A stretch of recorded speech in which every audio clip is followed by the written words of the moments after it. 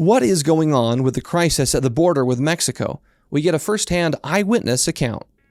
We always have to keep in mind that in addition to the importance of securing the border and enforcing law and order, we have to understand that if this is done in an unthoughtful way, it can also harm the residents there at the border on the American side. On this episode, we talk with a Deseret news reporter who went to the border in Texas to report on what's actually going on down there. We're also going to dive into the legal fight over who is truly in charge of border security. You're listening to Defending Ideas.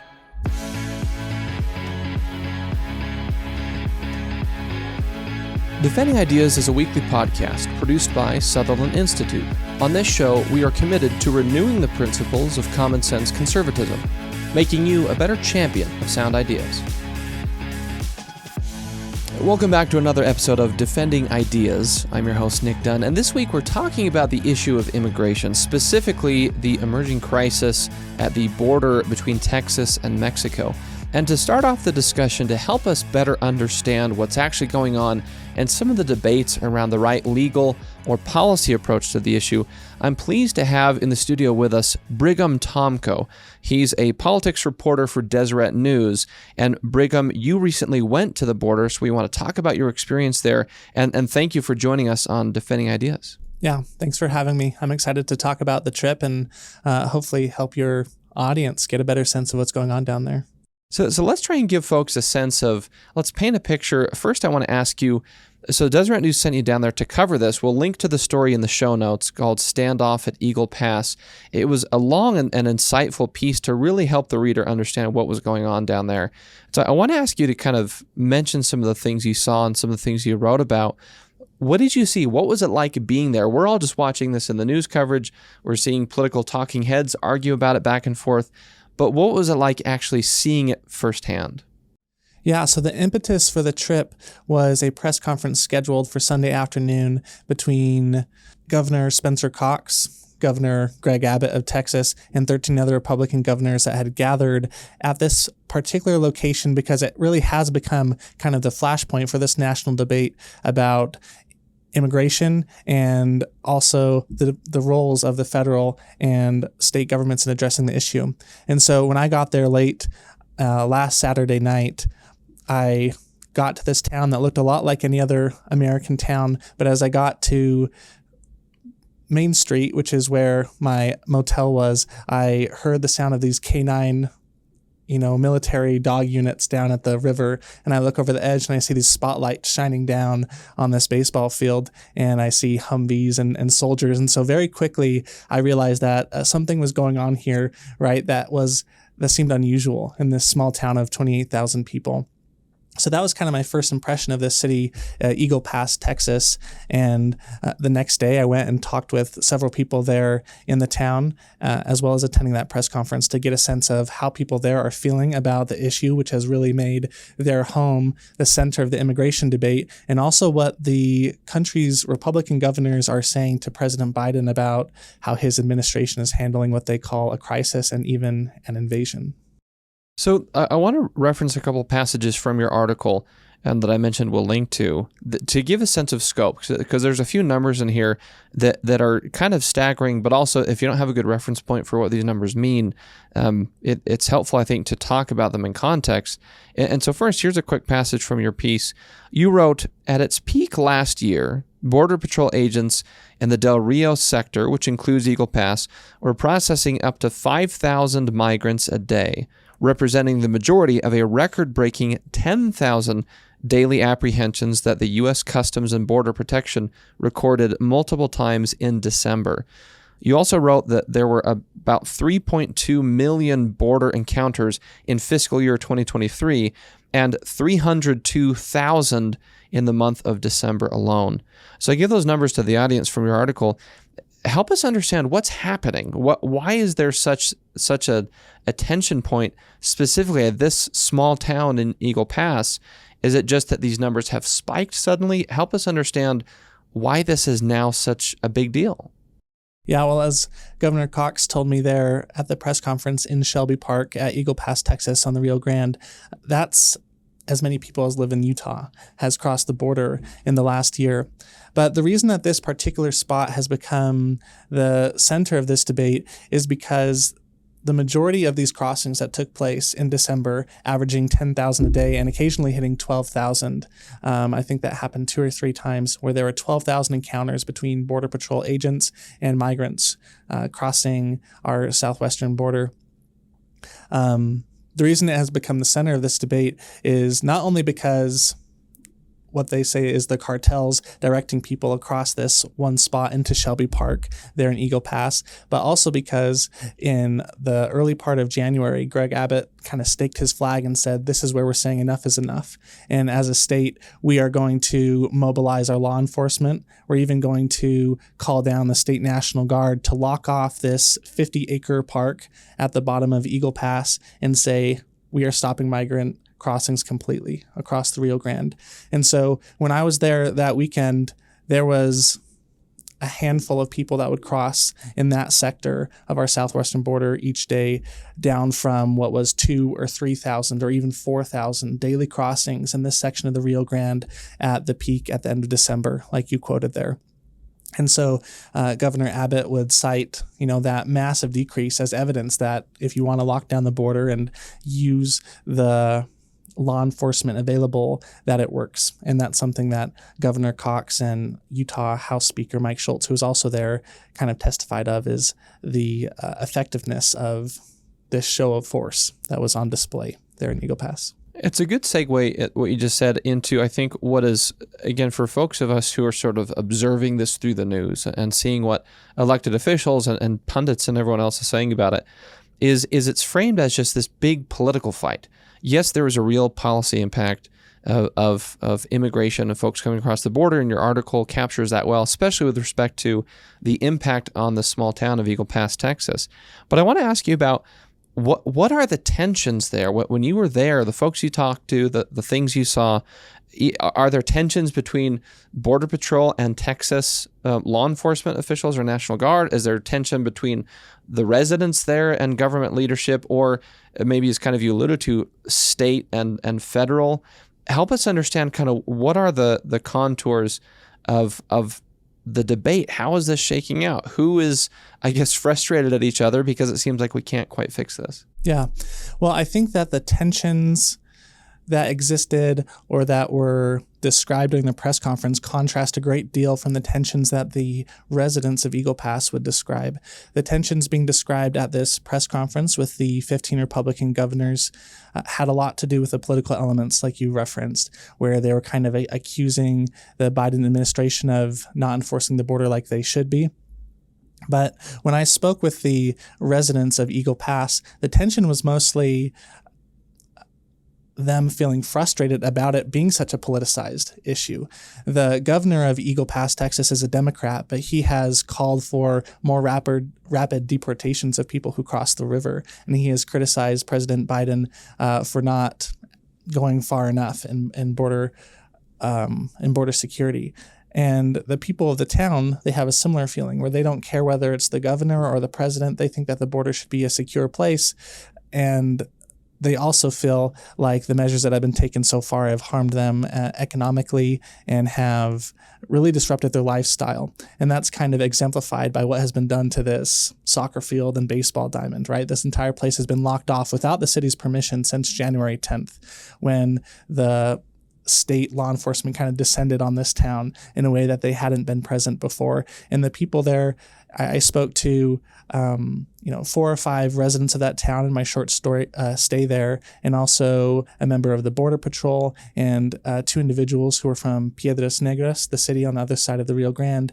And something that they all mentioned, which is not something you see very often in the headlines or in the news reports, is how the impact of shutting down the international bridges connecting Mexico to Texas and the United States negatively impacted the economy, and how closing off that park without paying rent to the city or anything else has really disrupted their city's events like flea markets and also a festival they planned for April. And so it's kind of those more practical concerns that are close to home for these people in Eagle Pass. And they want to see a resolution that both makes the border feel like a secure place where they can go down to the river and play at that park, but at the same time, not feel like it's a militarized zone. You mentioned there's some dissonance with what the tensions are. The elected officials say that this is a political problem. There's political tensions we're feeling, but the residents, feeling the effects, the real life effects of this, but kind of this exasperated, like, you guys get it together. This should not be a political polarizing issue. Did the elected officials do the elected officials seem to understand that? Seem to know that the people we represent don't want us to politicize the issue of immigration for partisan purposes? We should just be able to figure out how to solve it from a policy standpoint. Do they recognize that, or is there a big disconnect between residents and those who represent them? I think that the rhetoric coming from politicians and from these elected officials that were there had a lot to do with pointing fingers and simplified the issue in a way that allowed it to be used as a way to criticize either the federal government or Republican officials, respectively. But I think the people on the ground that I spoke to, they recognize that it is a very complicated and very large issue that would require teamwork and working together. That was something that was mentioned by multiple individuals, is the state and the federal government obviously need to work together if we're going to do anything on this issue, because it's not only sending more law enforcement to the border, because something that was told to me by the president of the National Border Patrol Council, Brandon Judd, a few days after my trip to Eagle Pass, is that this lockdown area in Eagle Pass at Shelby Park has actually just shifted the immigration numbers to different parts of the border. And so, yes, it has resulted in a pretty seemingly successful lockdown and cessation of migrant crossings in that part of the border, but the problem has just moved to other areas. And I think people in the town recognize that this isn't a lasting solution. Erecting, 15-foot razor wire walls everywhere with armed soldiers walking along the river, they understand that this can't last forever in terms of funding and returning to normal life there in the town. And so the message that I heard is there needs to be a way for America to have a humane and welcoming response to the people who do cross illegally, but then also have the incentive for people to do it the right way and go through ports of entries and have a process where people feel like they will be, that there's a procedure there for them to have their claims heard. I want to ask you in the minutes we have left about kind of forward-facing and what's next. And as I've seen this issue progress, and as we talked a little bit before we sat down to record, is that we could view this as sort of through two different lenses, or maybe two policy questions. Number one being, and I want to ask kind of what arguments did folks make in your reporting that you've seen? Either number one, the argument being, well, the laws are already on the books, the executive, the president, has everything he needs, he just needs to act. And on the other hand, saying, well, no, that Congress needs to act. There are some legislative things that need to happen. Did that factor into the tension? And in the context of sort of the finger pointing you mentioned, is this just a case of sort of one branch of government pointing fingers at the other, saying, well, you need to do something, and the other saying, well, no, actually, you need to do something? Is that it, or is that a little bit too simplistic? Yeah, so I think that's a good framing of the arguments that are being made. I was able to speak with a Border Patrol agent stationed at Eagle Pass, Texas, who chose to remain anonymous because he wasn't authorized to speak publicly on these issues. But from what I've seen, I think he'd have a pretty representative view of what Border Patrol agents are feeling. And how they feel is that the law on the books, including Title VIII immigration code or statute at the federal level, would allow them to initiate deportation proceedings immediately and turn these people back in a much quicker manner. And so his feeling was that through executive order, President Biden would be able to interpret the law that way and speed up the deportation proceedings at the border, but then also return to some Trump-era policies like the Remain in Mexico program. And so his feeling really was that it fell down to the country's executive being able to enforce the law in a certain way. And then speaking with another resident of Eagle Pass, her name was Elsa, she said that the disruptions in Latin America and around the world that are causing people to get to our border have deep causes, right, that will not be addressed only by securing the border, and that what we really need is a reformed asylum system, immigration system, because what I've seen in lots of reporting is that nowadays people aren't even trying to evade Border Patrol agents when they get to the border. They're actually trying to be found by them, because by claiming asylum and under current Biden administration policy, they're able to stay in the country and qualify for a work permit while their court date is 2 or 3 years out. And by that point, they're very low priority for deportation and can probably stay in the country forever. And so both of those arguments were represented among Eagle Pass residents. And then another man I talked to, Ivan Rodriguez, who works in a oil field in that part of Texas, he understood that there were laws on the books that needed to be enforced in the way that they aren't currently, but said that there also needs to be maybe a third way, or an additional element that's not being talked about in this political debate, which is providing a legal and a welcoming environment for those people who do arrive, even in between ports of entry, because they might not have a home to return to. So, moving forward, and we'll wrap up here in a second, and we're going to continue the conversation during this episode. We're going to bring on some additional expertise internally to help listeners sort of figure out how to even approach this issue, because it's so complex and nuanced. But I want to ask you a couple questions as we wrap up. And first, that's what do you see being said in the public debate about this issue, that when you think about your experience on the ground, seeing what's actually going on firsthand, and the people you've talked to directly, that you think people who are watching this issue just need to really remember this key thing? Here's a key principle or fact or takeaway, that if you're going to get into debates about immigration policy or the border crisis, that this is something that we all really need to remember that can help elevate and improve the way we understand and talk about it. Does anything come to mind? What's the one big thing we need to not forget when we're talking about immigration? Yeah, I think the one big thing we shouldn't forget when we're talking about this issue is the thing that was most surprising to me when I was talking to the residents of Eagle Pass. I was expecting them to describe scenes of people walking through their streets from all over the world that had crossed the Rio Grande and were disrupting their way of life. And none of them mentioned that.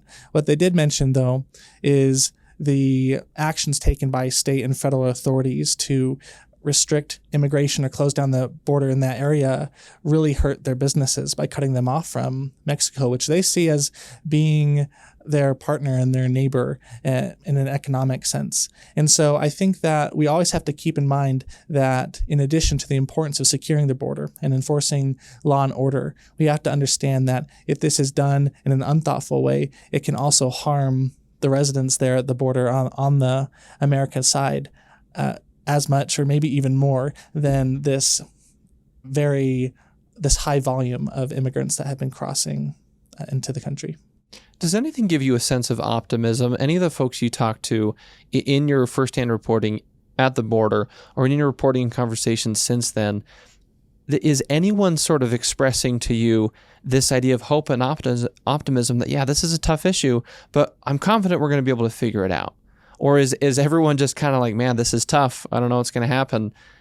What's the sense of the residents and experts and leaders that you're talking to? Does it feel like there's a view of there's some momentum and we can find some common ground and consensus to actually fix this in the future?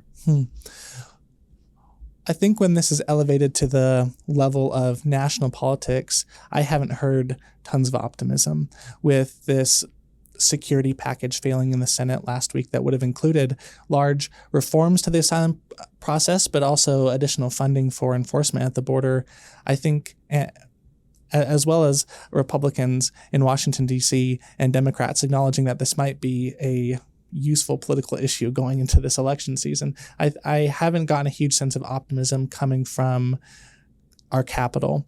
But the sense of optimism I did get from the people there in Eagle Pass, and this is something that they talked about, was the resilience of the community there to welcome immigrants and also to continue with their way of life despite the disruption. And so maybe that doesn't point to any long-term solutions, but I think it does give a face and humanity to the people living there in the border towns, that they are trying to do the best they can to maintain this level of normalcy amid what it has become kind of a showdown between the federal government and state governments, as well as between parties. Well, Brigham, we really appreciate you spending some time with us to help our listeners understand what's really going on down there and help us make sense of this. And we'll link to, as I said, your article and also your social handles so folks can continue to follow your reporting on this issue. That's, even though Utah's not a border state, we care about the issue because it affects all of us as Americans in various ways. And so thank you again for your reporting on this and your time talking with us here on Defending Ideas. Yeah, thank you very much. It was a pleasure. We're going to take a quick break. When we come back, we're going to dive in a little bit deeper and talk about the constitutional and legal questions that have arisen because of this debate. Who actually is in charge? Who should be in charge? State versus federal. We're going to talk about all of that and also finish it off with a question about when we deal with polarizing issues like this, how can we have discussions about issues like immigration in a way that turns down polarization and helps to elevate the way we understand and discuss issues like this. That's all coming up in the next couple segments on this episode of Defending Ideas. Stick around. We'll be right back. Sutherland Institute is an independent, nonprofit public policy think tank based in Salt Lake City, Utah. Our mission is to defend the principles of the American founding and strengthen the institutions of civil society essential for those principles to endure. Sutherland provides research, events, and multimedia to policymakers and the public to promote the principles of faith, family, freedom, opportunity, and responsibility. Visit sutherlandinstitute.org.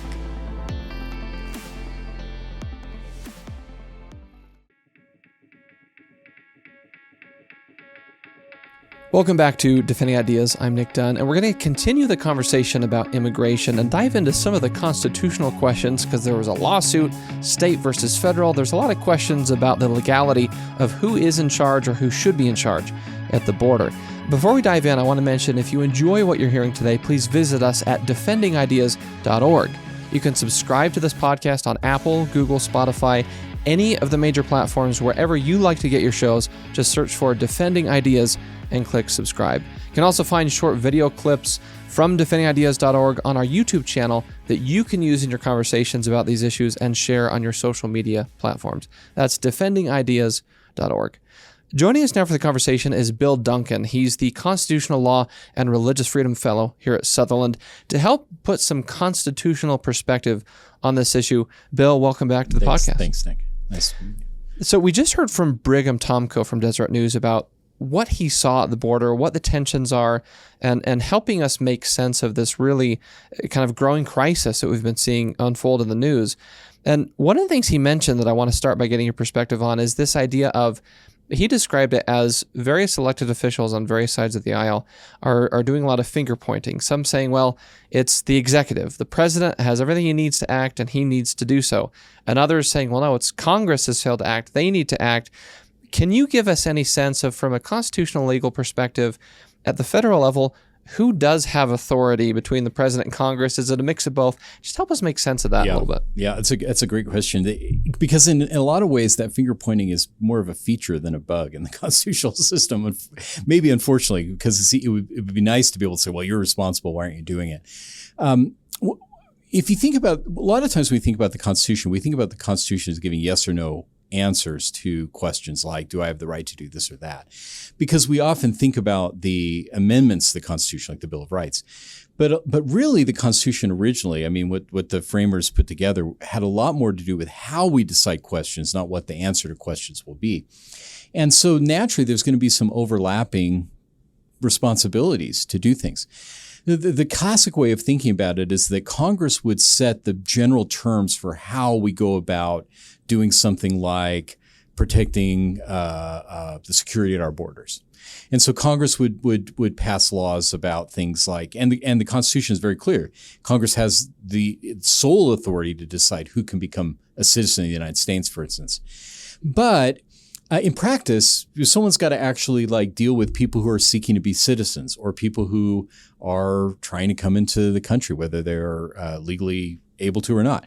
And so the president is going to naturally have some role. In this specific case, the concern is that Congress has, many in Congress say, we've given you all this power, the authority to make decisions about who to admit and who not to, but you're not doing anything. Of course, the president says, well, but if you could give me more guidance, then I would be. And there's no constitutional, Congress is right this time or president's right this time. There's no exact answer on that. And again, that's probably intended so that they both will see themselves as having important responsibilities they have to fulfill. That might tie back to something that Brigham mentioned, that he sees and his view is very much a view of, here's just what's happening through kind of the objective journalism lens, which I think is really helpful for us to understand this issue because it can be so contentious. But the perspective of it really is so politically polarized, and maybe that's an example of that, is the various branches at the federal level just sort of pointing fingers. It's this political fight. I want to sort of add a layer to that and maybe focus in on one of the legal disputes that was happening. So this is now state versus federal. And it was the state of Texas saying, we need to be able to do some certain things. And of course, there was a lawsuit involved. Can you help explain what was going on there? What was the nature of that dispute? I can try. I agree with Brigham's piece was really good. And he, I think, gives us kind of a sense of what this looks like in practice, because it is, to some degree, Utah and certainly other states, this is interesting and important, but it's not existential in the same way it is for Arizona, Texas, New Mexico, and the states along the border. And so let me start with the constitutional question. So states do have a role, even though Congress has the sole authority to decide who is a citizen. The states have some important sort of things they've got to be concerned with too. The most obvious one is it's their land. The state of Texas owns property as a state. It has its own citizens are right there, and they're affected by decisions of who comes across the border. So they have that. The Constitution says that the federal government has the responsibility to protect states against invasion. Of course, not defined precisely. So you can see there's some overlap. Potentially, the federal government would have a role if they feel there's so many people coming through that it constitutes a kind of a constructive invasion, which I think is Texas's position. But you asked specifically about the lawsuit. The lawsuit has to do with a kind of a little twist on this. So Texas, because they felt that the federal government was not doing enough to secure the border, put up concertina wire. I think it's called a razor wire. Some people will say, sharp wire to keep people used as a physical barrier to coming in. And the federal government expressed a concern that they wanted to maybe, if they notice there's a humanitarian, someone's drowning in a river, or they need to provide immediate aid, that they should, as fulfilling their own responsibility at the border, to cut that wire and go in. Well, Texas sued and said, "Look, this is our land, our property. You're interfering with that by cutting the wire, by sort of forcing your authority here."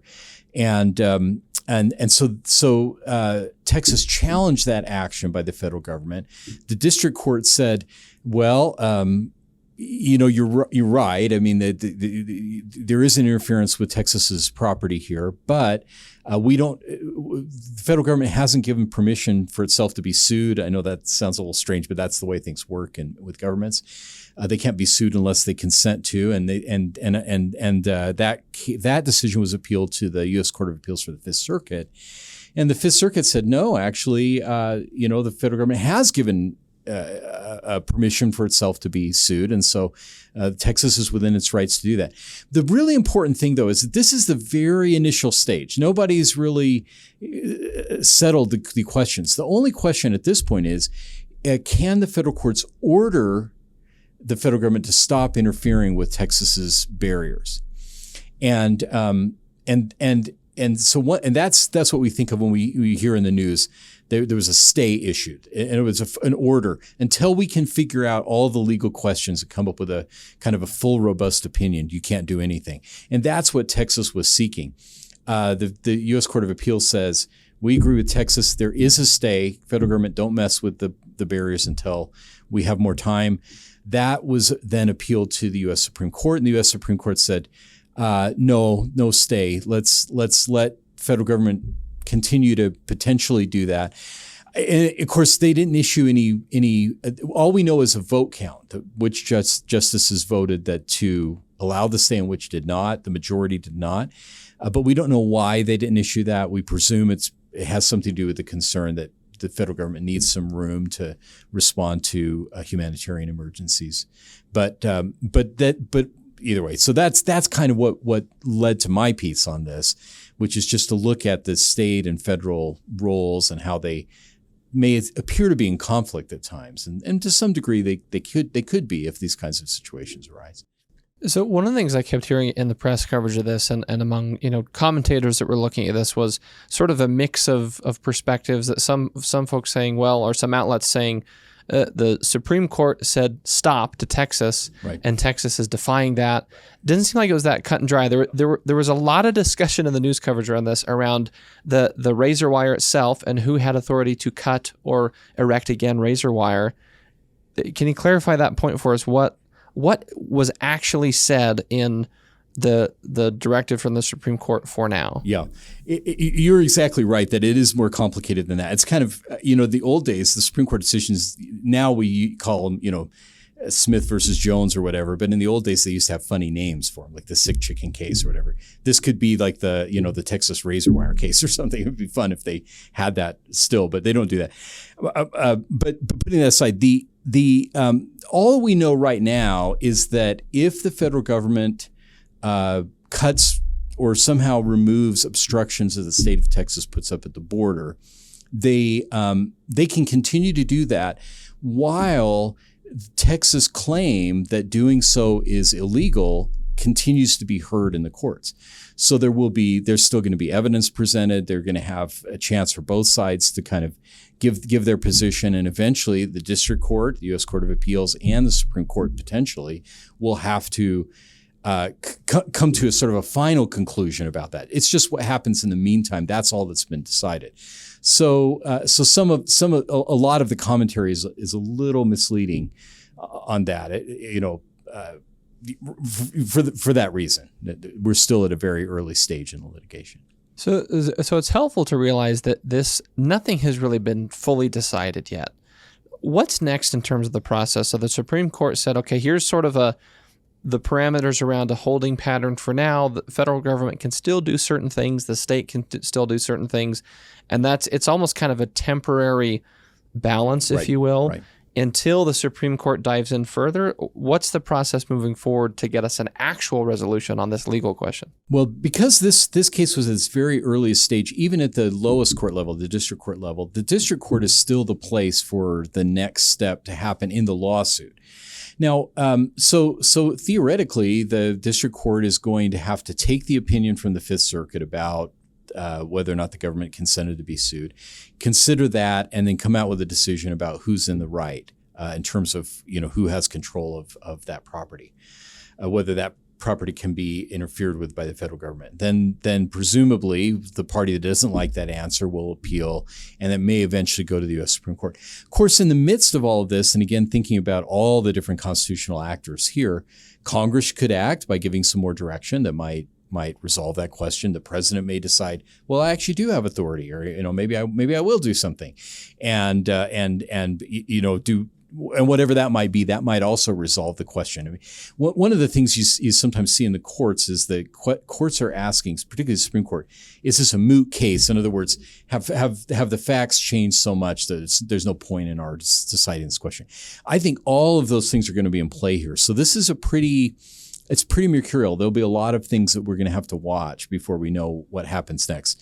But if nothing changes, then yeah, it's just going to go district court, Court of Appeals, U.S. Supreme Court. Bill, the last question I want to ask you for this segment is, what is a really important constitutional or legal principle that we need to remember as we're trying to make sense of this issue, as we're getting into debates about this issue with folks in our circles, and recognizing that it is very contentious. It is a tough issue. There is a lot of polarized rhetoric around it. It's been a big political fight my entire life and for many decades. So what's something how can we, I guess, ground ourselves back to the Constitution, what the law says, to use that as an anchor point when we form opinions about here's what we think should happen moving forward? Well, I think one thing that's worth thinking about is that the Constitution really does establish a great process for making decisions. Even though it leaves the content of those decisions largely open, it provides a way for us to do that in an orderly way where there's potentially accountability for those who are making decisions. And that's really important. A lot of times we want to push things towards the court decisions. But to the degree we do that when it's not absolutely required by the Constitution, that can be a mistake because it attenuates that question of accountability. People should be able to say, look, if the president's not doing what we think ought to be done to secure the border, we can do something about that. Or if my congressman is not voting the way I want to go and talk to that person and tell them, this is what we feel strongly about. And so the Constitution, if it's adhered to the way it should be, protects the ability of everyone to have their say in that process. Mm-hmm. To the degree we try and have our discussions outside of those constitutional parameters or try and resolve issues outside those parameters, then we lose really one of the most critical parts of our Constitution, which is the accountability to those who are governed by the laws. Well, Bill, we really appreciate your time helping us sort of dive in and understand these things through a constitutional lens, which is a great thing you do every time we have you on this show to help us understand the Constitution a little better. We'll link to your Insights article on the Insights blog titled What's Behind the Mess at the Texas Border for our listeners, because that helps to kind of expand on some of these concepts you mentioned. But thank you again for lending your expertise on this issue with us. Thanks so much, Nick. Nice to be with you. Well, we're going to take another quick break, and the discussion continues right after this. This is Defending Ideas. Stick around.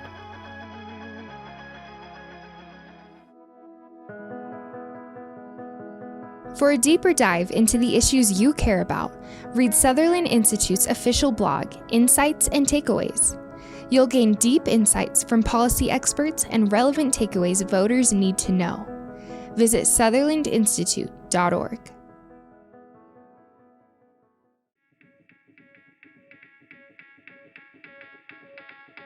Welcome back to Defending Ideas. I'm Nic Dunn, and we're going to continue the conversation with Derek Monson about this issue of immigration and try and dive into some other aspects of it, specifically why it's been so polarizing for the nation for many, many years. But first, I want to remind you, if you like what you're hearing today, please visit defendingideas.org.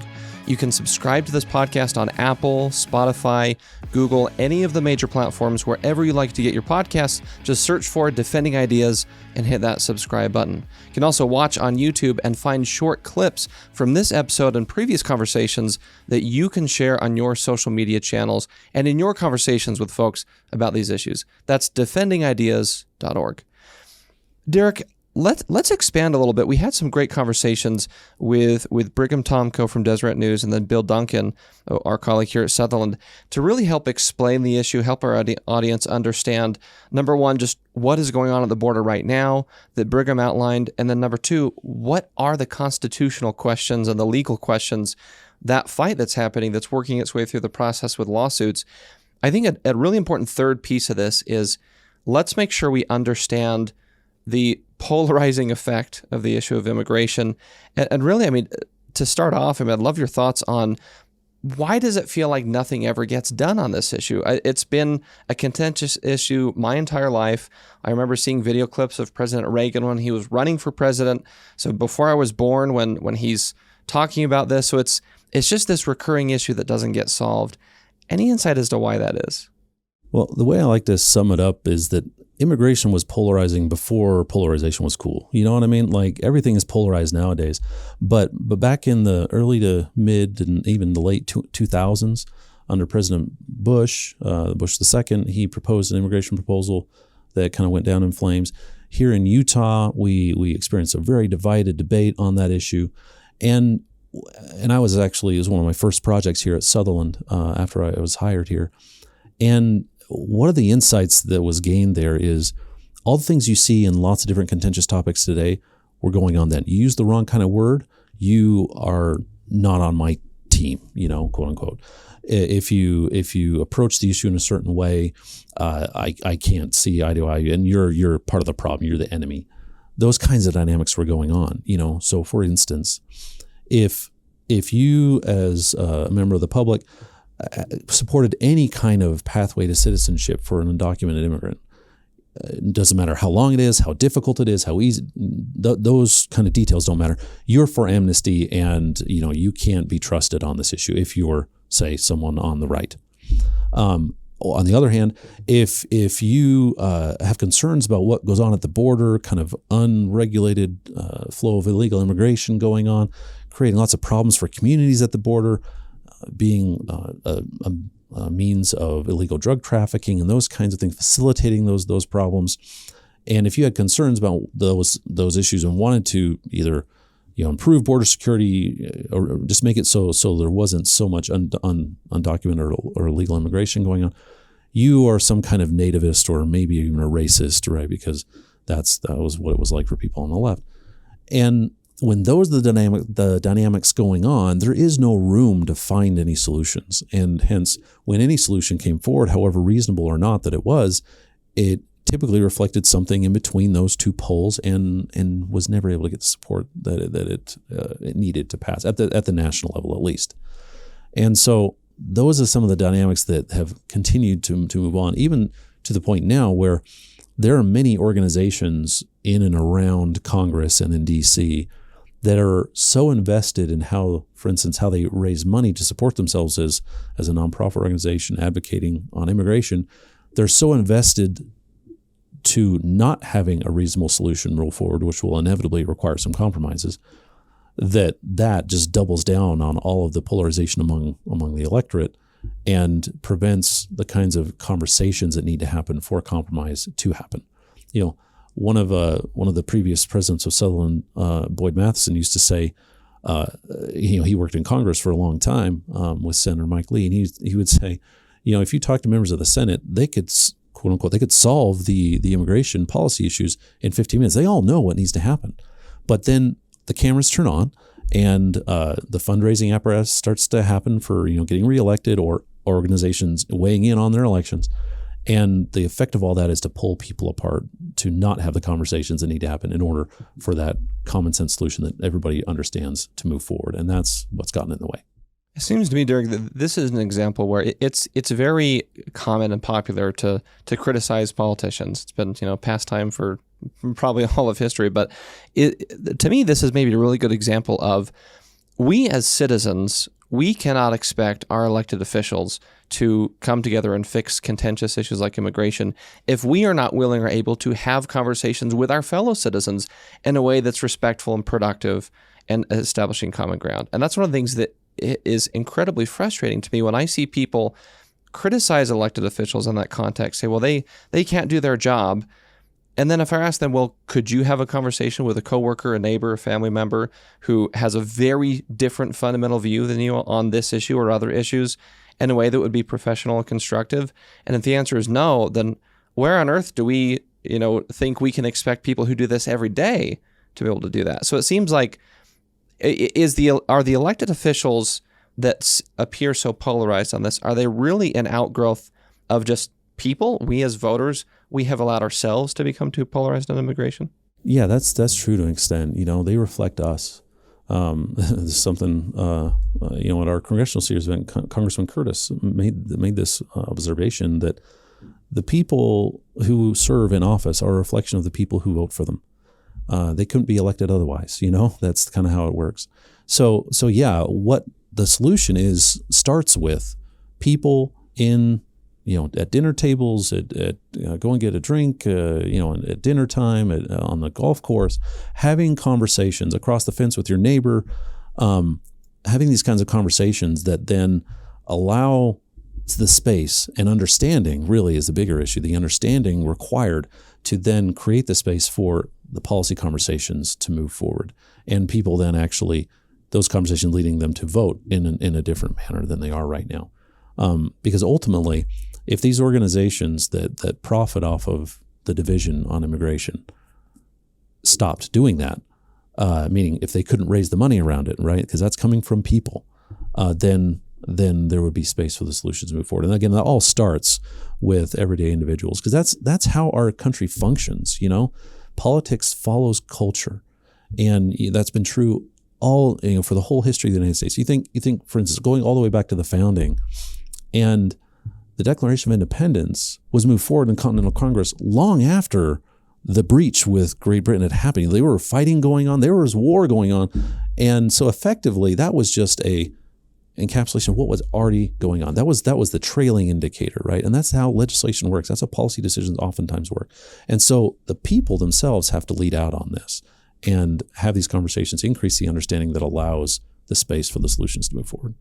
What if we did this? If we were to develop a framework for each of us, again, so we're saying the responsibility in this argument, which resonates with me a lot, the responsibility to model how to solve this issue rests with the voters, with the citizens. We have to show our elected officials by our actions and by our vote how we want them to approach these issues.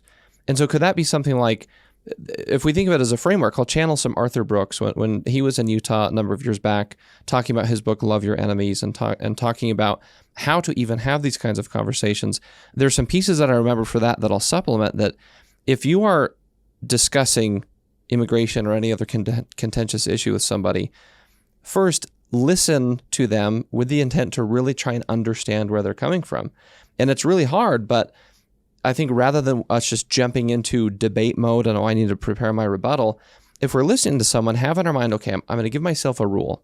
If you and I are discussing, you're going to say something, and then my job is, before I say anything in response, I'm going to ask you 3 genuine questions to understand better where you're coming from. Why do you feel that way? Why is that something that matters to you?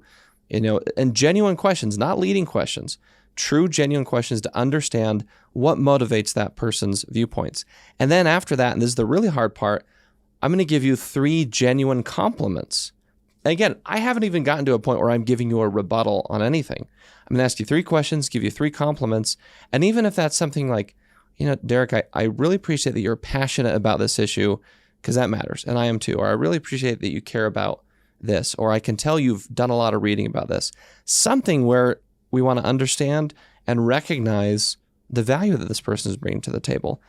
And then from there, if you can identify any shared values, and if that still seems hard, then you can articulate your points.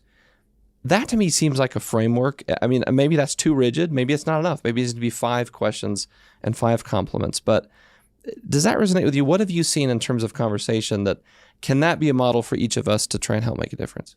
I think so on this issue, and it kind of has to be, again, knowing how our system works.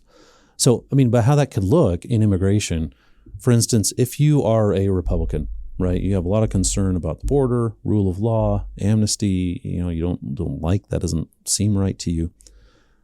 If you listen to people who are promoting pathways to citizenship, you can understand and recognize, based on your own principles, without having to abandon your principles, that someone who has concern about a young child and maybe even a baby who is brought to this country, without their consent, really. They just were brought by their family, not saying it was wrong, it was just they're too young.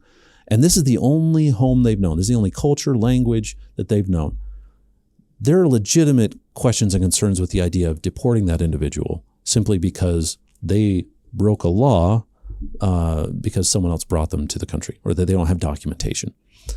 And so that is not an issue of the rule of law and amnesty. There are the ways you respond to it could have implications for the rule of law. And so again, that legitimate perspective for a Republican is also as legitimate as a perspective of a Democrat with, say, folks who again were brought here when they were young. And from the other perspective, so for a Democrat listening on these issues, for someone who has concern about the unregulated flow of illegal immigration at the border and the humanitarian crisis that's creating for the undocumented immigrants themselves, let alone on communities along the border where people are kind of flowing into, and all of the ancillary problems that creates with things like illegal drug trafficking and stuff that kind of in some ways become the ticket for people to get across the border. Having those concerns has nothing to do with your views on race, or on nativism or things like that.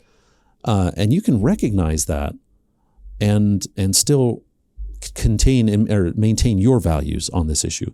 And what that does, instead of just saying, oh, you're a nativist, oh, you're pro-amnesty, what looking at and listening to people in those ways does is it opens up the space then for conversations about solutions that you can understand why they might reflect more than just your principles and values. You don't have to abandon your principles and values. They're included, but that's not the sole kind of set of interests that are represented in a solution, because that's how any solution on this is going to have to look. It's going to have some elements of different perspectives to resolve the border issues, the citizenship issues, all of the kind of ancillary stuff and the difficulties that it creates that we have undocumented immigrants and illegal immigration that's been going on for so long.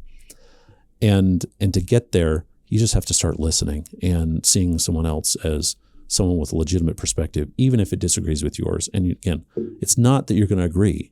It's that you're going to understand and respect a different point of view. Well, Derek, I think this helps. This gives me a dose of optimism, at least, that, this is one of those issues. And there are not many, but there are some issues where sometimes it's easy to just feel pessimistic that it's never going to get solved. But I think each of us, and especially all of us listening, if we commit to saying that we are not going to let this issue be one that our kids, when they're grown, are going to look back and say, why didn't our parents' generation solve that? We're still fighting about this decades later. I think this model, this way of conversing, we need to be better at discussing and disagreeing. So again, channel Utah Governor Spencer Cox, his Disagree Better initiative. This is exactly the kind of issue that initiative is built for. And so I think we just need to commit to it. We need to be willing to put in the time and effort. Sometimes it's really hard, but if we're willing to do that, I think we actually could make a difference on this issue. I agree wholeheartedly. Well, I think that'll round out our episode today. Thank you again for coming on and giving us some of that perspective and history on the issue and sort of tying tying a ribbon around this, but polarization as a ribbon doesn't sound very fun, but it helps to frame it in a way that I think is constructive. Yeah, that's right. Well, we have one more final break before we leave you with some final talking points. This is Defending Ideas. We'll be right back. Sometimes it's hard to keep up with the latest policy debate that affects your life. The solution? Subscribe to Sutherland Institute's weekly newsletter, where you'll find in-depth insights from seasoned policy experts, compelling multimedia, and advance notice of special events. Visit sutherlandinstitute.org. Welcome back to Defending Ideas. Before we close off this episode, there's just a few key points that I think we can keep in mind as we're trying to make sense of this issue and probably having discussions about it with folks in our circles. Of course, this is a very polarizing issue, and it's been that way for a long time, which means that for us, the way we can help solve some of that polarization is with three things. Number one, understanding what's actually happening at the border. That's why conversations with people like Brigham Tomco from Deseret News are very valuable to give us a better picture of what's actually going on down there. Number two, understanding the legal and constitutional questions and disputes that are at the heart of who's actually in charge. Bill Duncan provided a great summary of the constitutional angle and the process of how those questions are answered. We always need to keep the Constitution central to big policy fights like this. And number three, we have to understand that if we actually want this issue solved, or any issue like this for that matter, then we ourselves have to become better at discussing and disagreeing on issues like this. And that means that we have to model those kinds of discussions in a way that we're actually understanding one another, we're hearing one another, and we're modeling how to find shared values and common ground. And at the very least, even if we walk away still disagreeing, can have some understanding and respect for people on the other side. If we can't do it, we have no right to expect our elected officials who do this for a living to be able to do the same. So as we move forward, let's try and have better discussions and better disagreement on this issue with each other. That means listening. That means asking genuine questions, giving genuine compliments, and only then articulating what we feel are our closely held points on the issue. That is about it for this episode. We hope that you feel better equipped to understand complex issues like this and to defend some of the ideas we talked about today. If you like this episode, please visit us at defendingideas.org, where you can subscribe to the podcast on Apple, Spotify, Google, all the major platforms. Just search for Defending Ideas wherever you like to get your podcasts and click subscribe. You can also watch on YouTube and find short clips that you can share on your social media channels to help you in your conversations with friends, family, neighbors, and elected officials on these issues.